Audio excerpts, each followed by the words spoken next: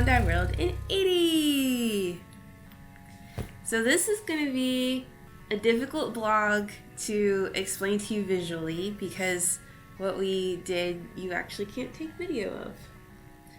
But the backstory, you took me to Disney for my 30th birthday because he's the best husband. And one of the things, what I did planning for it was I had 30 things that I wanted to do for my 30th birthday. And one of the things I was looking at was the Void at Disney Springs, which is a VR reality experience, and we'll explain it in just a second. But in researching that, we actually found out that there's a Void in Plano. So instead of taking time out of our vacation at Disney, where there were so many other things we wanted to do that, we decided to just do it while we were here. So we drove out to Plano, which sometimes feels like it might have been worth it just do Disney Springs. But we made it. That was a painful drive. Yeah. But we made it, and it's actually in a movie theater. And I didn't know what to expect going in, but it's literally you walk into the movie theater and boom, it's right there.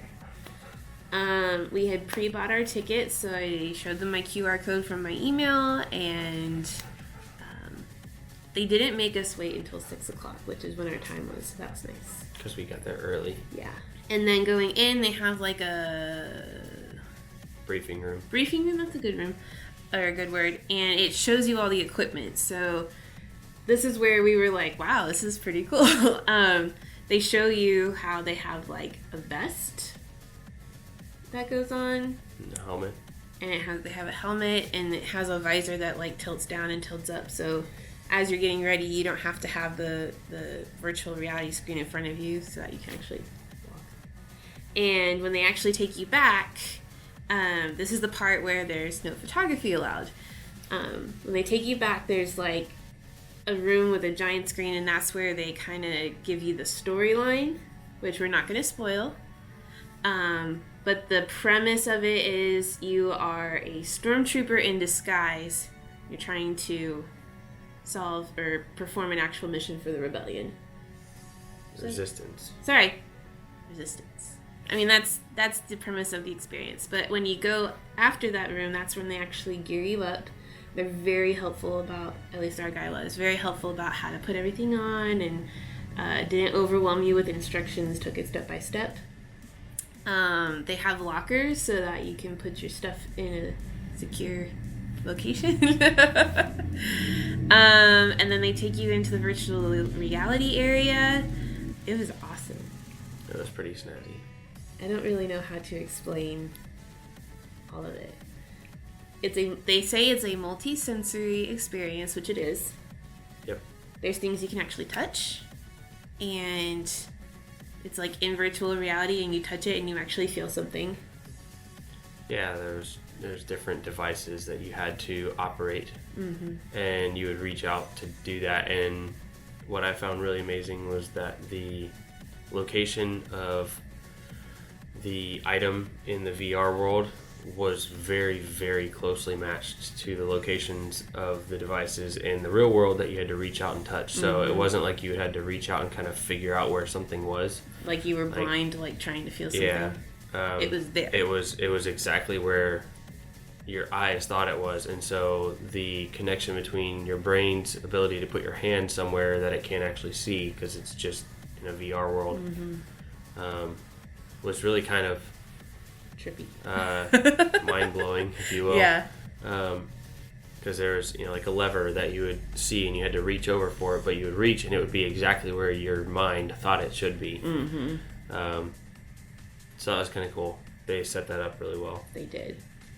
And then there's one particular part, I think this is spoiler free because they have it in the previews, but you go to Mustafar, which is the lava planet where Anakin loses all of his limbs.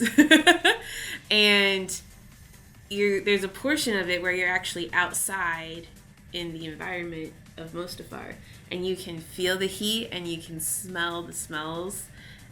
That part to me was probably the part where I could suspend reality the most.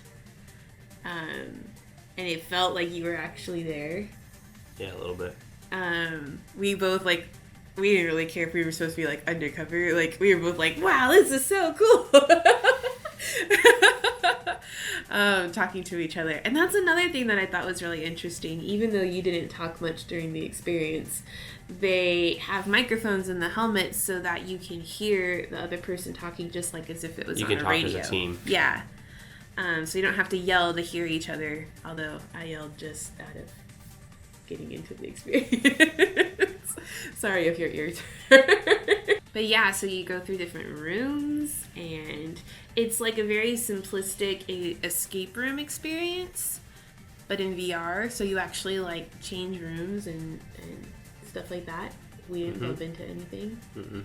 They had it really well set up. It lasted, I think, about 15 minutes. Yeah, something like that. And we were of the mindset like we wish it would have been longer. They said that the storyline is pretty much the same every single time, although depending on how you perform, different things can happen. And then not only do they have a Star Wars version, but they have a Wreck-It Ralph version. They have a haunted house of some kind, and a Ghostbusters. And it is $30 a person, and they do take photos of you afterwards, and that's not included in the $30 price. I don't understand. It should be. It should be, because, I mean, they just email it to you. It's not even like there's a lot of equipment. Yeah. You can get prints if you want. But it's not included with your email. But yeah. Anyway, so they do take pictures. Both pictures were $15. One is $10. But I wish like it would be just a little bit cheaper, maybe $15 a person, because I think it was as cool of an experience that when we were done, we were both like, we want to do it again.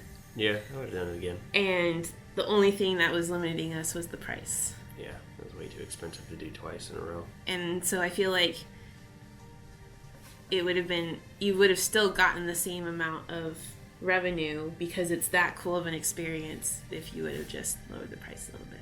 Yeah. Anything else?